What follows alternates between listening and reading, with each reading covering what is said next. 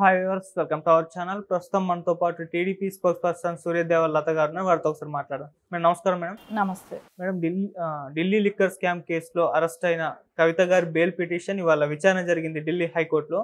మరి ఏం జరిగింది? ఆమెకు బెయిల్ వచ్చే పరిస్థితి ఏమైనా కనిపిస్తుందా? ఇప్పుడు ఇచ్చారా లేదా మేడం?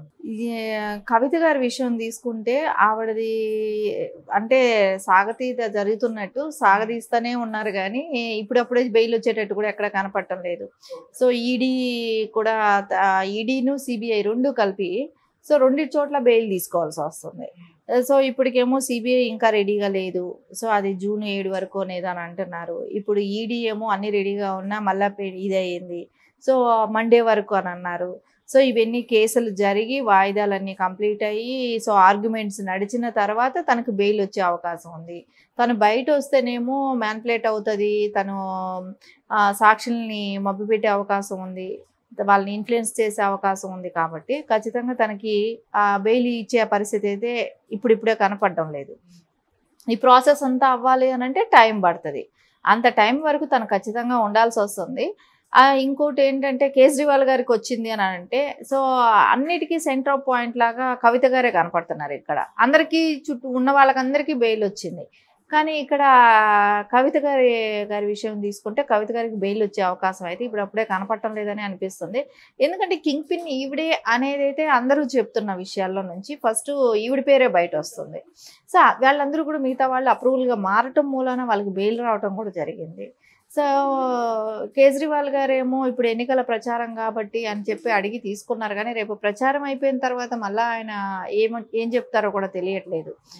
మళ్ళీ పరిపాలన మీద దృష్టి పెట్టాలన్నా ఏం పెట్టినా కూడా నువ్వు లోపలుండి కూడా ఇప్పటి వరకు సీఎంగా ఆయన లోపలుండి నడిపించినట్టే రేపొద్దున ఆయన పరిస్థితి ఏమవుతుందో కూడా తెలియట్లేదు. వీటికి అన్నిటికీ చూస్తే ఈ కేసులు ప్రొలాంగ్ చేసే విధానం చూస్తే లేట్ అవుతుంది, ఇంకా కొంచెం టైం పట్టే అవకాశం కూడా కనపడుతుంది. మరి మీరు బీఆర్ఎస్ పరిస్థితి మాట్లాడుకోవాల్సి వస్తే, అంటే అధికారం కోల్పోయిన తర్వాత ఎన్నో ఆరోపణలు వచ్చాయి. ఆ ఫోన్ ట్యాపింగ్ వ్యవహారం అని, కాళేశ్వరం, మేడిగడ్డ ప్రాజెక్ట్ అని చెప్పేసి. అయితే ఇప్పుడు కాస్త సైలెంట్ అయినట్టు కనిపిస్తుంది. ఫోన్ ట్యాపింగ్ వ్యవహారం గురించి పెద్దగా మాట్లాడట్లేదు. మరి ఎందుకు అంటారు? అటు మేడిగడ్డ పరిస్థితి కూడా అంతే, ఏదో దానిపైన కూడా ఆరోపణలు వస్తున్నాయి. ఇవి ఎంటైర్గా చూసుకుంటే ఎలా ఉంది మేడం బీఆర్ఎస్ పరిస్థితి ఇప్పుడు? బీఆర్ఎస్ను కాంగ్రెస్ ఇప్పుడు అందరూ ఎలక్షన్ దీనిలో ఉన్నారు. కౌంటింగ్ ఒకటి అవ్వాల్సింది ఉంది, ఎలక్షన్ కోడ్ ఉంది. సో అన్నిటి దృష్ట్యా కొంచెం అందరూ కూడా అంటే అవి మాట్లాడితే బీఆర్ఎస్ గురించి మాట్లాడాల్సి వస్తుంది. ఎందుకంటే ఫోన్ ట్యాపింగ్ది కంటిన్యూ ప్రాసెస్ లాగా ఉంది. అరెస్ట్ అయిన వాళ్ళు ఉన్నారు, అప్రూవల్గా మారిన వాళ్ళు ఉన్నారు, వీళ్ళందరివి స్టేట్మెంట్ రికార్డ్ చేసి ఉన్నారు. సో ఫర్దర్ వాళ్ళు తీసుకునే యాక్షన్ ఏంటి ఇవన్నీ చూస్తే ఇంకా అది టైం పట్టేటట్టే కనపడుతుంది. సో వీళ్ళు ఏమనుకున్నారంటే కవిత గారి సింపతి ఏమైనా వస్తుందేమో అని బీఆర్ఎస్ వాళ్ళు కూడా అనుకోవటం జరిగింది. సో ఆయన బస్సు యాత్రలు అవి జరిగినప్పుడు కూడా పవర్ఫుల్ స్పీచ్ ముందు ఉన్నట్లు ఎక్కడా కూడా కనపడ్డాలి. ఆయన ముఖ్యమంత్రిగా ఉన్నప్పుడు ఉన్న స్పీచెస్ కానీ అవి ఎక్కడా కూడా కేసీఆర్ గారిది కనపడడం లేదు. సో ఆయనకి కూడా అర్థమైపోయింది ఎక్కడ గెలిచే పరిస్థితి లేదని. సో ఇప్పుడు కరెక్ట్గా చూస్తే 2 ఎంపీలు కూడా గెలిచే పరిస్థితి ఎక్కడా కూడా కనపడలేదు. 2కి మించి కూడా గెలవరేమో, ఆ 2 వస్తే కూడా చాలా గొప్పలాగా ఉంది. ఇంకోటి నెక్స్ట్ వాళ్ళ దగ్గర ఉన్న ఎమ్మెల్యేలు ఉంటారా? సో వాళ్ళు కూడా జంప్ అయిపోతారా? ఎందుకంటే ఈ 4వ తారీఖు తర్వాత అది కూడా తెలిసే అవకాశం ఉంది. ఇంకోటి మేడిగట్టిది చూస్తే అది లీకేజ్ అవుతుందని దానికి ఇసుక బస్తాలు వేసి దాన్ని అడ్డం పెట్టడం జరిగింది. సో రేపొద్దున ఫ్లోటింగ్ వచ్చిందంటే ఎక్కువ లీకేజ్ అయిందంటే ప్రాజెక్ట్ కుంగిపోతుంది అనేది కూడా ఉంది. సో ఇలాంటి ప్రాజెక్టులన్నీ కట్టి దీని మీద ఇంకైనా కూడా వచ్చిన కాంగ్రెస్ ప్రభుత్వం దేనికి ప్రలోభాలకి లొంగకుండా అయినా పనిచేయాలనే కోరుకుంటాను. ఎందుకంటే ఇన్ని లక్షల కోట్లు వృధాగా అవ్వటం. ఇదంతా చూస్తూ ఉంటే ఇప్పుడు మేడిగట్టిదే కానివ్వండి, ఫోన్ ట్యాపింగ్ కేసులే కానివ్వండి, ధరణి కానివ్వండి, వీటన్నిటి మీద అయితే ఖచ్చితంగా దృష్టి అయితే సాగించాలి. అదే కాకుండా ఆవిడ చేసింది ఢిల్లీ లిక్కర్ అవ్వచ్చు, అంటే సెంట్రల్ లిక్కర్ అవ్వచ్చు, అది ఇక్కడ లోకల్ లిక్కర్ కూడా ఉంది. సో దాని గురించి దానికి ట్యాక్సులు కట్టిన ఇదే కానివ్వండి, దానికి ట్యాక్సులు కట్టకుండా నడిపించారనేది కొంతమంది ఇది ఉంది, ఆరోపణలు కూడా ఉన్నాయి. కాబట్టి వాటిని గురించే కానివ్వండి ఇవన్నీ తేలాల్సింది ఉంది. కానీ ఇవన్నీ కూడా రేవంత్ గారు చేస్తారా? ముందున్న స్పీడ్ ఇప్పుడు ఉంటుందా అనేది ఈ 4వ తారీఖు తర్వాతే మనకు అర్థం అవ్వాలి. మనకు కూడా ఒక అవగాహనకు వస్తుంది.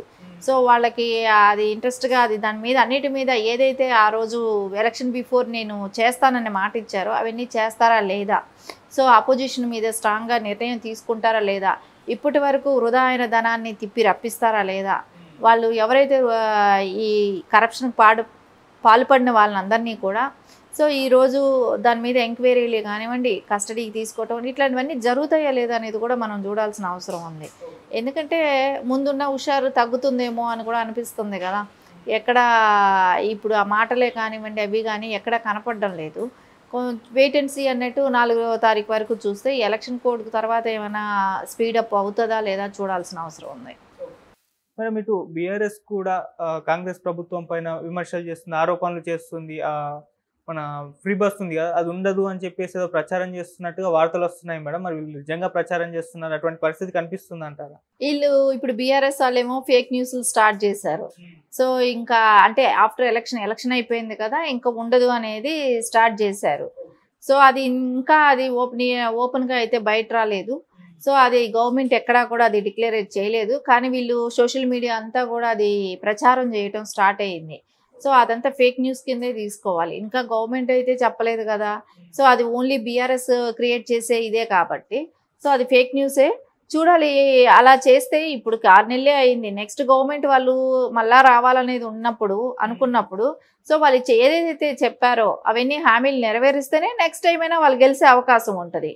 సో ఇప్పుడు మళ్ళా అదే నెరవేర్చకపోతే మళ్ళీ నెక్స్ట్ వాళ్ళకి భవిష్యత్తు ఉండదు కాబట్టి ఖచ్చితంగా అయితే వాళ్ళు అవి తీసేయరనే అనిపిస్తుంది. తీసే అవకాశం లేదు, ఎందుకంటే కొంచెం ఇప్పుడు పక్క స్టేట్లు కూడా అలాంటివి ఉన్నాయి కాబట్టి, అలాంటి ఫ్రీ బస్ అనేది పక్క స్టేట్లలో ఉన్నాయి కాబట్టి సో ఖచ్చితంగా వాళ్ళు కూడా కంటిన్యూ చేస్తారని అనిపిస్తుంది.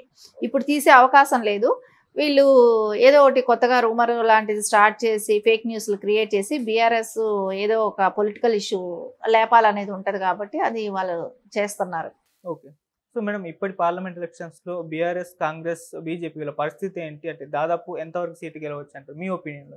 అంటే నా వచ్చే ఒపీనియన్ ప్రకారం ఏంటంటే కాంగ్రెస్ ఎక్కువ సీట్లు గెలిచే అవకాశం అయితే ఉంటుంది. తర్వాత బీజేపీ, సో బీఆర్ఎస్ 1 or 2 గెలిస్తే అవే ఎక్కువ. సో వాళ్ళ పరిస్థితి అంత గెలిస్తే కూడా అది ఏదైనా మెదక్కు గెలిచే అవకాశం ఉందేమో అనిపిస్తుంది. అంతకు మించి అయితే అన్ని టఫ్ ప్లేసులుగానే ఉంది వాళ్ళ పరిస్థితి. ఖచ్చితంగా కాంగ్రెస్కే ఎక్కువ సీట్లు అధికారంలో ఉంది కాబట్టి కాంగ్రెస్ ఎక్కువ సీట్లు గెలిచే అవకాశం ఉంది. Second place BJP. అంటే ఎప్పుడు కూడా మంగళగిరిలో తెలుగుదేశం గెలవలేదు అన్నమాట. ఆయన గెలిచే సీటు కావాలంటే ఇప్పుడు జగన్మోహన్ రెడ్డి ఉన్నాడు, పులివెందుల వాళ్ళ నాన్నగారిది. సో అక్కడ వెళ్ళి వేయటం కాదు కదా, అక్కడ ఎవరైనా వేస్తారు. ఇప్పుడు అదే లోకేష్ గారు వెళ్ళి కుప్పంలో వేస్తే గెలవరా? అది కాదు కదా. ఆయన సొంతంగా ఆయన ఎప్పుడు గెలవని ప్లేస్లో, ఎప్పుడు అధికారం రాని ప్లేస్లో కూడా వెళ్ళి అక్కడ నిలబడి గెలవాలనే ఒక తాపత్రయం, పట్టుదల కలిగిన వ్యక్తిగా నారా లోకేష్ గారిని అక్కడ చూడాలి. కానీ సో ఓడిపోయారని అంటే ఎంతమంది ఓడిపోలేదు? సో అలా అనుకుంటే ఇందిరాగాంధీ ఓడిపోయింది, సోనియా గాంధీ ఓడిపోయింది, ప్రతి వాళ్ళు ఓడిపోతున్నారు. సో ఓడిపోయటం కాదు కదా, అక్కడ కసిగా ఎప్పుడు అంటే ఒక డేరింగ్గా వేశారు అక్కడ మంగళగిరిలో. సరే అదే ఓడిపోయారని చెప్పి వెనక్కి వెళ్ళిపోయి ఇంకొక నియోజకవర్గం కూడా సెలెక్ట్ చేసుకోలేదు, మళ్ళీ అదే నియోజకవర్గంలో ఫైట్ చేస్తానని అన్నారు. సరే మంత్రిగా ఎమ్మెల్సీగా చేశారు, ఆయన మంత్రిగా చేసిన చోట కూడా సక్సెస్ఫుల్గా చేయగలిగారు. సో ఎక్కడ ఆయన చేసిన దానిలోనే డెవలప్మెంట్ కూడా కనపడింది గ్రామీణ ఇళ్ళలో కూడా. సో ఖచ్చితంగా ఆయన ఏదైతే అనుకుంటున్నాడో అన్నీ సక్సెస్ఫుల్గా, అంటే యువగలమే కానివ్వండి, ఆయన మినిస్టర్గా ఉన్నప్పుడే కానివ్వండి, ఇవన్నీ కూడా సక్సెస్ఫుల్గా నడపగలిగారు. సో ఆయన అంటే ఒక అవగాహన కూడా వచ్చింది, ఒక మెచ్యూర్డ్ పొలిటీషియన్ లాగా కూడా తయారయ్యారు. సో వీటన్నిటి దృష్ట్యా ఆయనకు అవకాశాలు ఉన్నాయి, ఆయనకి ఇస్తే క్యాపబుల్ పర్సన్ కూడా అనిపిస్తుంది. ఇప్పుడు కరెక్ట్ టైం కూడా ఇది. ఎందుకంటే బాబు గారు అంటే ఏపీ ఉన్న పరిస్థితుల్లో ఆయన రాజకీయాల మీద దృష్టి పెట్టలేరు బాబు గారు.